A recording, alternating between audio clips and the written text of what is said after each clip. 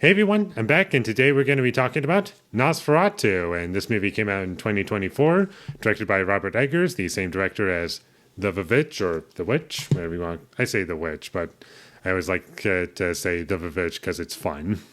Also, The Lighthouse, he directed The Lighthouse, my favorite movie out of all of those. And it's one of my favorite movies of all time. It's like in my top four. I think it's number four as of right now. I really love that movie. And also The Northman, movie that I really enjoyed. And this movie is honestly, I think, his second best film out of everything that I've seen. And that's a pretty high bar for me. And I just really connected with this movie. And I do like it, what it was being adapted from, like Nosferatu. And I've seen the two films previous to this. I've seen the original from 1922, which I thought was all right. I didn't really connect with it all that much, but it's a nice time capsule movie that I enjoyed watching somewhat. The remake from 1979 called Nosferatu the Vampire, that movie I love. I would totally watch that movie again. And while watching this movie, I was reminded of that movie and how much I loved it. But this movie, I do feel works pretty well and adds things that were not a part of the story before, but does make this movie interesting. And there's a lot to chew on in this movie, like all of his movies. Robert Eggers, I think this movie is great to look at, and the music was pretty great throughout most of the film. And before I talk about anything else further, I do have to mention this, is that I'm talking about the theatrical cut and not the extended edition. And although I did have the option to watch the extended edition, I chose not to do that not because it was going to be a whole lot longer. It's only longer by like 4 minutes. The reason I watched the theatrical cut is because I wanted like the pure experience, and also just because it's longer, you also have to pay attention to whether or not it's the director's cut or not, because normally it's just extended because it's longer, and apparently the extended cut is also unrated, whereas the theatrical cut is rated R. So just putting that out there. And this movie is pretty bloody at points, and it's not afraid to be scary and like disturbing.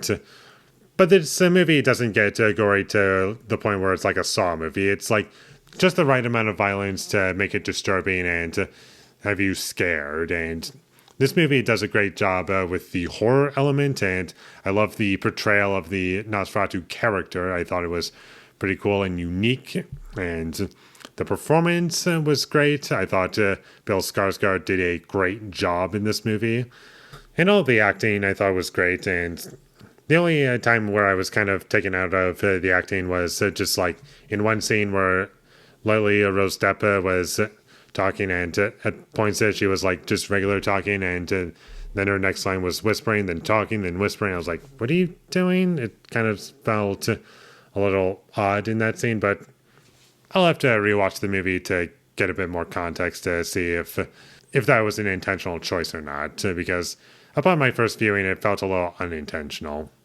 And this movie does have a great cast overall, like Willem Dafoe's in it, who doesn't show up until like halfway through, but it's always nice to see him, and he does a great job. Nicholas Hoult, I really enjoyed in this movie. Aaron Taylor Johnson, and I thought he was much better in this movie than he was in Kraven the Hunter. And for those who don't know, Kraven the Hunter also came out the same month as this movie, so much better performance in this movie. I'll say that much. This movie does give you a good sense of the period that it's set in.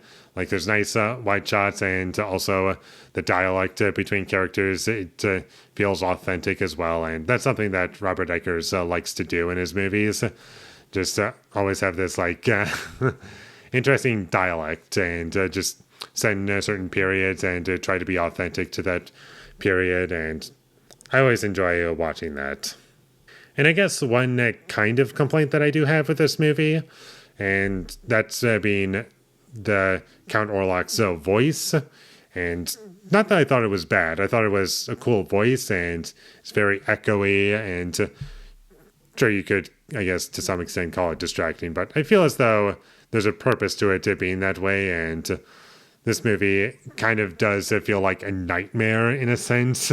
The way things are presented definitely feels like a nightmare, and it wouldn't be out of place for it to feed into that idea, in my opinion. But the reason why I bring it up is because although it makes sense for what they're doing in the movie and how it's being portrayed and the way the character is written, I do like all that, but just personal preference, I liked the voice in the 79 version a bit better. And there are changes in this movie from the other adaptations of this story, and I did like those changes, and it felt not only updated, but these ideas fed into everything, and it made it thoroughly entertaining for me. But one, I guess, nitpick I will have is that I'm probably more likely to rewatch Nosferatu the Vampire from 1979, just because it's shorter. I was just thinking of that while watching the movie at a couple points, but not to say that I was bored at any point. I was always with this movie, and it was just one thought that happened to go in my head. I was like, I'm probably more likely to watch that one over this, even though I like this one better. I also really enjoyed the violence in this movie, and I also mentioned that it's a violent movie, but I didn't mention that I enjoyed it. So that's always fun for me, and it didn't feel like overly explicit either to where it felt like a Saw movie. It felt like appropriately used at every point where you saw violence and blood. And the way information is presented in this movie, I thought was handled pretty well, and things are set up very clearly, and there's also some shadow shots of the character, which I really love, and that's in all three of these movies, if I'm not mistaken. And that's about all I have to say about Nosferatu from 2024. I thought this movie was pretty great, and I'll happily rewatch it, and I am kind of somewhat curious to check out the extended edition, but that'll be for another time. So anyways, I thought this movie was great. Highly recommend it. It's flawed for sure, but I love it despite its flaws, and I don't have anything else to say about it. So with all that being said, I'm going to give Nosferatu from 2024 a 9 out of 10.